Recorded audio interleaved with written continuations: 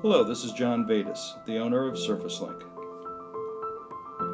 This video shows us repairing a pretty severe scratch and impact mark on a marble counter.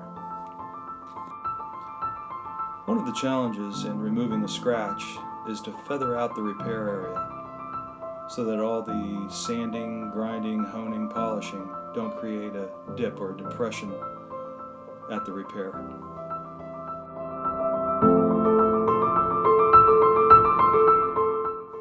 In this case, the technician removes the scratch and feathers out the area nicely, leaving the repair virtually undetectable.